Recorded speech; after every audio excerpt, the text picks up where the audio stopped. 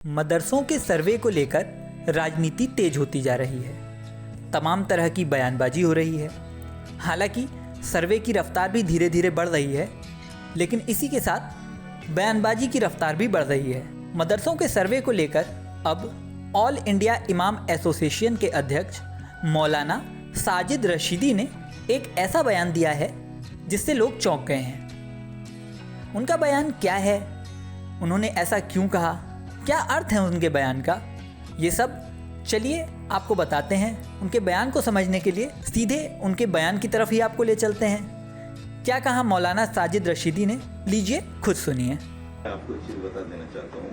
ये बिल आया था कांग्रेस हुकूमत में जब कपिल सिब्बल एजुकेशन मिनिस्टर थे और उन्होंने इसमें सभी मदरसाज को शामिल कर लिया था। लेकिन जमीयत उलमा हिंद की एक रीट पर जो है मदरसों को और पाठशालाओं को और जो इस तरह के प्राइवेट इदारे हैं जो चंदे से चलते हैं उन तमाम को अलग कर दिया गया था। तो ये बेवकूफ़ लोग हैं जिनको संविधान का, कानून का कोई ज्ञान नहीं है।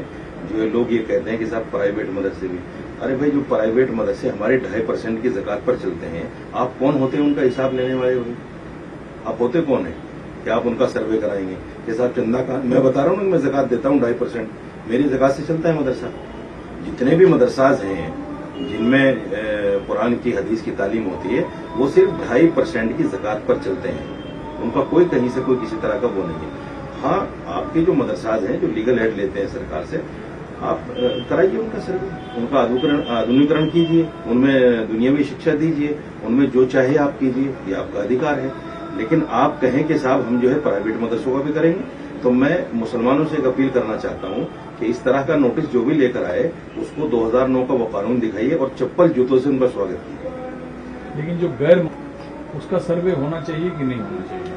सर, मदरसे मान्यता प्राप्त होते ही नहीं है। सरकार से हमारा क्या लेना देना? हमें कुरान पढ़ाना है, उसमें हमें हदीस पढ़ानी है, उसमें हमें इमाम पैदा करने हैं, कुरान पढ़ाने वाला हाफिज पैदा करने वाला, हदीस पढ़ाने वाला मौलवी पैदा करना है। हम क्यों लेंगे सरकार से, जब हमारे संविधान ने, देश के संविधान में हमें ये कहा है कि अपने मजहब पर आजादी के साथ अमल करने की और उसका प्रचार प्रसार करने की आपको इजाजत। हम क्यों लेंगे भाई आपसे इसके लिए परमिशन कि हम कुरान पढ़ाएंगे नहीं पढ़ाएं, हम हदीस पढ़ाएंगे नहीं पढ़ाएं?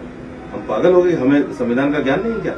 जो जिन लोगों को संविधान का ज्ञान नहीं है वो इस तरह की बेहुदा बेतुकी बातें कर रहे हैं। लेकिन नहीं है, या फिर मदरसों की बात हो रही है, वहाँ सरकार की, प्रशासन की मंजूरी की जरूरत है, नहीं है, या कोई भी चला सकता है और उसका सर्वे होना चाहिए नहीं होना चाहिए, इस बात पर जो है कि हमारे में बहस चल रहा है। देखिए, 70-75 साल हो गए देश को आजाद हुए, मदरसे आज तो खुले नहीं है। मदरसे जब से देश आजाद हुआ है, जब से मदरसे चल रहे हैं, और ये मदरसे की ही देन है आजादी। जमीयत उलमा हिंद जो है ये मदरसों की ही देन है।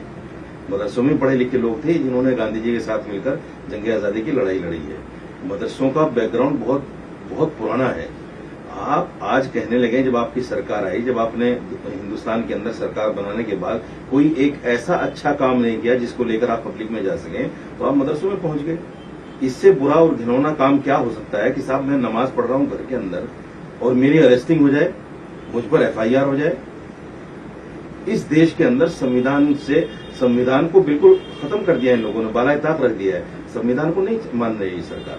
ठीक है, आप अपनी बात कह रहे हैं, फिर से मैं वो कहती अनरिकॉग्नाइज्ड, गैर मान्यता प्राप्त, ये मदरसों की श्रृंखला में मान्यता प्राप्त और गैर मान्यता प्राप्त क्या होता है? मान्यता प्राप्त वो है जो सरकारी एड से मदरसे चलते हैं, और गैर मान्यता प्राप्त वो होता है जिनमें सिर्फ कुरान की, हदीस की तालीम दी जाती है, जिसमें हम अपने इमाम पैदा करते हैं, हम अपने कुरान पढ़ाने वाले पैदा करते हैं, हदीस पढ़ाने वाले पैदा करते हैं। उसके लिए न हमने सरकार से पहले इजाजत ली है, न हम अब इजाजत लेंगे, क्योंकि संविधान हमें इजाजत देता है।